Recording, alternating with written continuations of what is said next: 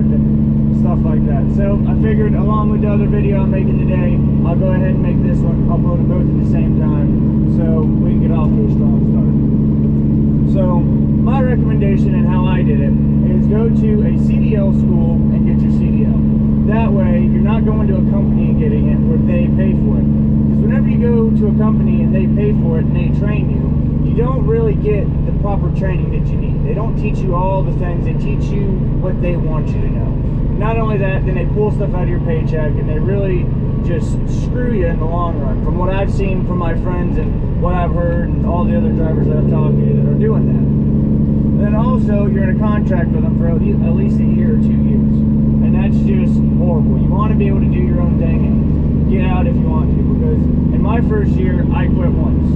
And it's really rough out here once you get going. Whenever you first come out on the road, my trainer told me, you're going to lose your mind first thing. He goes, you're going to go crazy. I'm like, no, you don't know what you're talking about, blah, blah, blah. Well, he was completely right, to be honest with you. Once you get out here, the first few months is okay. You're starting to get used to it. You're nervous. You're learning how to do things. And then once you're away from your trainer, which you're going to have a trainer whenever you go to a starter company like Trans Am, CRST, any of those big mega haulers that you normally start with that'll take you with zero experience. You'll be with a trainer from anywhere from 3 months to a week. I mean, it all depends. I was with Trans Am, and at the time they did 1 week training where you rode with the guy for a week. The guy ended up being my best friend. I still talk to him today. And sometimes you'll get a trainer that you don't like, and it is going to be absolutely horrible. They're going to run you in the dirt. They're not going to teach you nothing. I mean, it can end badly. I was the only one out of 10 people in my class at Trans Am that had a good experience, learned a lot, and really enjoyed it. Could say I'd do it again. So once you go through that, you get done with your trainer, and they let you out on the road by yourself. It's a completely different world. And my first suggestion is get a CB radio, because that will save your butt more than anything else. If you're in a jam or you need some help, you get on the radio, and a lot of times you can get someone, but sometimes you can't, because not everyone has a radio anymore. So what I would do is get out there, get going, get your radio, and this is the time where the first 2 weeks is going to be okay. Then you're going to start missing your family. You're going to start missing your friends, because the life that you had before, you can completely forget about it. It is no longer existent. You live on the road now. Your life is the road. You eat, sleep, and shit the highway. I mean, that's all there is to it.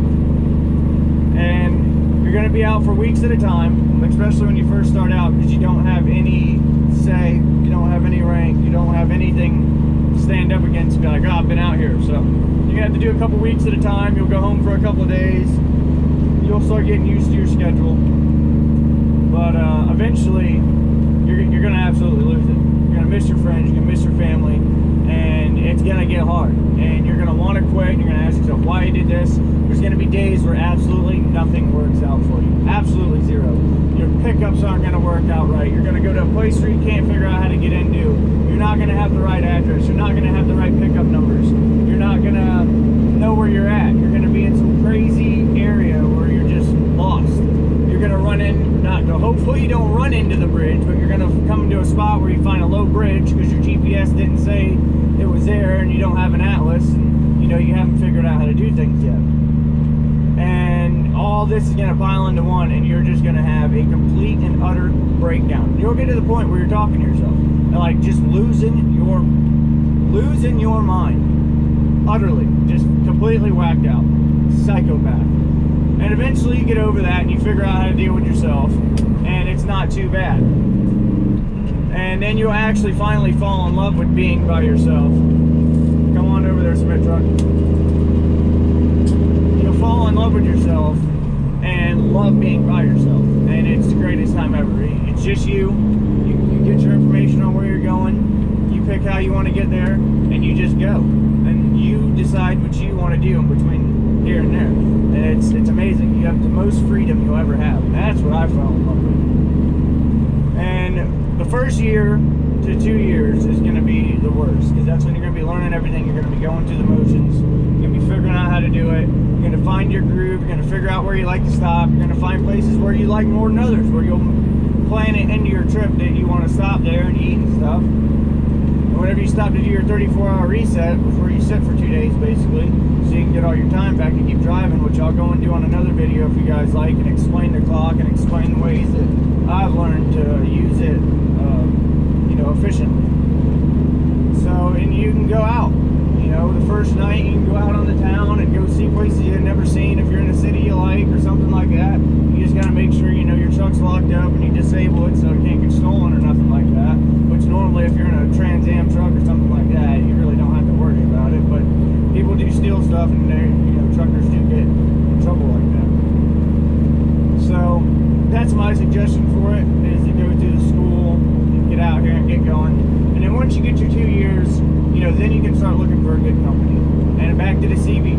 Both of my good jobs I've gotten was through this radio right here, my Bearcat 880. It's how I got both of my jobs. Talking to a guy on the radio was the first one when I moved from Trans Am into another company here in Wisconsin. And I got a 379 Peterbilt from them. I drove with them for a few months. Some things happened in my life. I broke down. I lost it.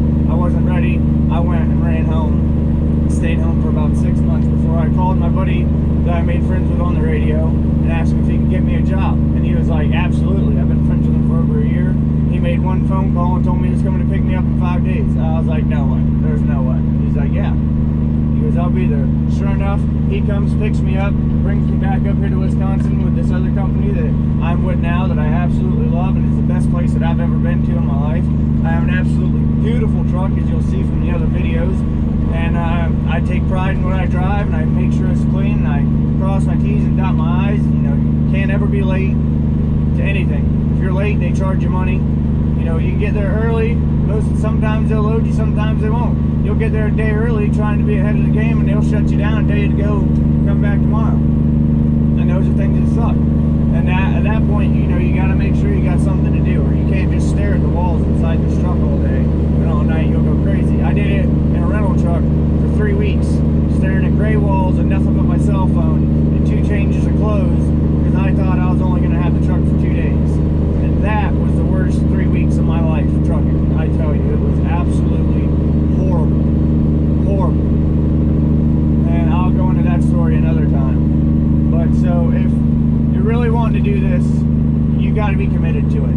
If you think this is just going to be a job, you're going to come out here and you're going to drive around and whip-de-doo and you're going to make big money and then you're going to go home and life's going to be normal, you're wrong. It's not how it is. You're not going to have a good time, because that's not how it works.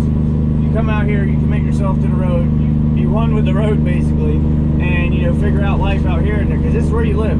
I'm out here 95% of the time. I hardly ever go home. There's no need to. Once you go home, you sit home for 2 days, you want to go anyway. You want to start driving again. But if you fall in love with it like I have, and I mean, it's just, this is home. I mean, you'll see from my other videos the views you get to see. Especially when you're going through spring and stuff, you'll wake up, it'll be sunny, green, you'll start driving, a few hours later, it's snowy in farms, and then you'll go to bed, you'll wake up in the farms, you'll go drive, and you'll go to sleep in the mountains.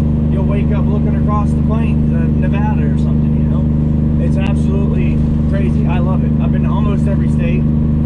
I have places in every state I like to go to, and I can tell stories about those later on if you guys want me to. Just drop a comment, let me know, and I'll do that. But so, flat out, my advice is, if you don't want to come out here and commit, really don't come, unless you're going to come out here for a year, get some experience, and go back local. If that works for you, that works for you. That doesn't work for me. I didn't want to do that, because you're mainly stocking shelves, and you know, if you're hauling beer or something. So, you got to get it together, get your CDL to a proper school, find you a starter company that you can deal with. If you can deal with sitting in a truck with a guy for 3 months, and with them teaching you, and you feel like you need the experience like that, do it. Do not be scared to do it. You're going to have to go through it at some point, and they might teach you something. You might luck out and get a good company. Or you find a place like Trans Am now, I think, is you stay there for 4 weeks doing maneuvers on the yard, but I don't suggest that, because you don't have any road time. You're going to get out there on the road, and you're going to be absolutely terrified. My first night shift, running over the Smoky Mountains, my trainer went to bed, I told him I had it, I almost got ran off the road. It was absolutely horrible. It was pouring rain. Scariest moment of my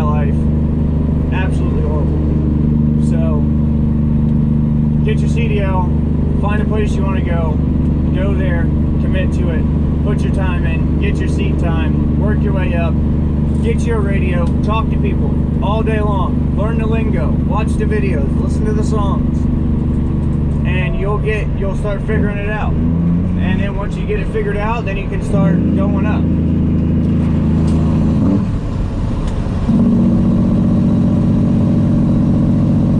Never gets old. Never gets old. And then, you know, you might make it out here to where I'm at. If you keep looking and keep looking, there's other companies that have trucks like this. Once you get 2 years, you know, you might end up at my company, you know. These guys come and they go all the time. That's how it is being a driver. So, if you have any questions or comments about it, drop it in the comments below. Don't forget to like, subscribe, and let me know if there's anything I missed, anything else you guys would like to know, and I'll address it as soon as I can.